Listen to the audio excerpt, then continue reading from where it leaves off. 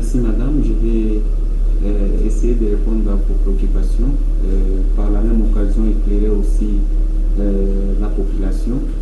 Vous venez de dire que la société Chemaf est accusée de pollution. Je ne sais pas qu'est-ce que la population ou ceux-là qui affirment que la société Chemaf aurait pollué entend par le terme pollution. Vous avez bien fait de venir chez nous. Il suffit seulement de regarder derrière vous, vous allez constater que nous sommes en pleine construction de notre usine. Et pendant ce temps, nous avons comme activité que la construction de l'usine. Et qui dit construction de l'usine voit l'absence totale, n'est-ce pas, de toute activité de production. Et nous nous demandons, la Chemaf n'a jamais produit, la Chemaf est dans la phase de construction, nous demandons par quelle magie, par quel mécanisme la société a pollué. Elle a pollué quoi? Elle a pollué où? Vous voyez, donc vous allez constater que ce sont des affirmations de certaines personnes animées de mauvaise foi. Pour être clair, nous disons que la société Chemaf n'a rien pollué jusque-là. La société Chemaf est dans la phase de construction et il est difficile dans cette phase, il est même impossible dans cette phase de parler d'une quelconque pollution d'eau ou de l'air ou soit de quoi que ce soit. Donc ce sont des affirmations qui ne viennent que des gens et ces gens estiment qu'ils sont vraiment animés d'une mauvaise foi et l'objectif ici, vous comprenez que c'est de ternir l'image de la société Chemaf. Le cahier des charges, je voulais rappeler ici que le cahier des charges n'est rien d'autre qu'un ensemble, ou soit l'ensemble d'engagements ou d'engagements pris par le propriétaire ou soit les titulaires d'un droit minier vis-à-vis des communautés locales, n'est-ce pas, impactées par l'activité, n'est-ce pas, minière. Et le cahier des charges, lorsque vous lisez la loi, le détenteur ou soit le titulaire du droit minier et à l'obligation, n'est-ce pas, d'élaborer le cahier des charges et de les déposer au plus tard dans les 6 mois qui précèdent, n'est-ce pas, le début de ces activités de production. Or, ici, nous vous disons que Chemaf est en train, n'est-ce pas, d'échanger, de négocier, donc de parler avec les sociétés qui seront, n'est-ce pas, effectivement impactées par notre activité.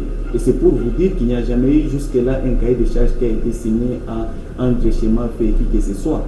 Donc les communautés qui seront effectivement impactées par nos activités sont en train d'être identifiées et avec ces communautés il y a des réunions, il y a, n'est-ce pas, des échanges qui chaque mois entre la société et ces communautés pour voir dans quelle mesure Chemaf va répondre à ses obligations ou à ses responsabilités qui seront déterminées dans le cahier des charges qui sera établi. Et donc la personne qui vous parle du cahier des charges, je ne sais pas si ce cahier des charges elle a signé avec qui et ce cahier de charges a été signé quand pour qu'aujourd'hui qu'on puisse parler d'une exécution de ce prétendu cahier de charges.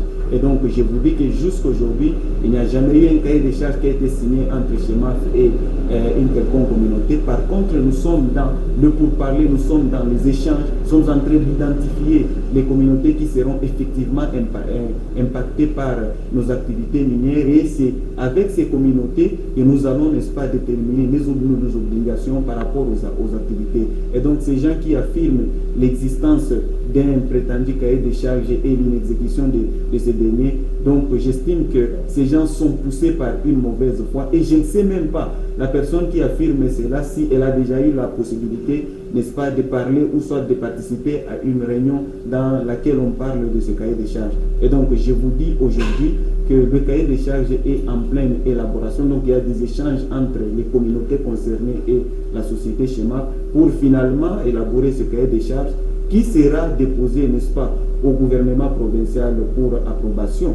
Vous connaissez comme moi, donc, n'est-ce pas, ce qui dit le code minier. Donc après son élaboration, le cahier de charges doit être déposé au niveau du gouvernement provincial et le gouvernement provincial va l'approuver après avoir, n'est-ce pas, reçu l'avis des services techniques.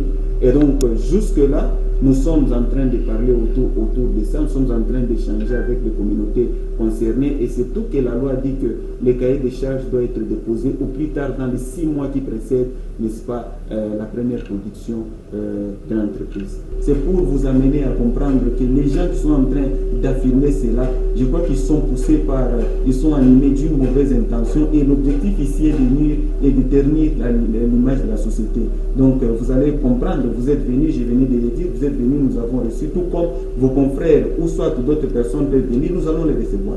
Je demande aux chefs, pas seulement aux chefs de village, même aux communautés, même aux autorités administratives et politiques, je demande à toutes ces personnes-là de nous aider, parce que la société Schéma fait là pour donner des emplois aux Congolais. La société Schéma fait là pour aider notre pays à se développer. Et surtout que nous marchons dans la vision du président de la République qui veut à ce que le pays puisse décoller. Et le pays ne peut pas décoller s'il n'y a pas des investisseurs. Le pays ne peut pas décoller s'il n'y a pas, n'est-ce pas, des opérateurs, des grands opérateurs économiques qui peuvent nous amener des moyens, donc des moyens consistants pour que le pays puisse décoller. Et donc je demande à tous ces gens de nous aider, d'aider en nous aidant. Ces gens vont aider aussi le président de la République, ils vont aider la République démocratique du Congo. Nous sommes en train de construire une usine qui va permettre, n'est-ce pas, qui va donner des emplois, à tout le monde. Là, s'il y a de l'expertise demandée au niveau des différents villages, pourquoi ne pas prendre ces gens? Et surtout qui sont, n'est-ce pas, dans des villages environnants. C'est pour dire qu'au moment où la société va lancer des recrutements après la construction, les gens qui vont satisfaire, n'est-ce pas, à ces différents recrutements seront retenus comme travailleurs de la société Schéma. J'invite la population à nous accompagner, j'invite la population à nous aider en accompagnant la société Schéma. La population va aussi accompagner le président de la République dans sa vision de donner des emplois, de créer des emplois au profit des Congolais.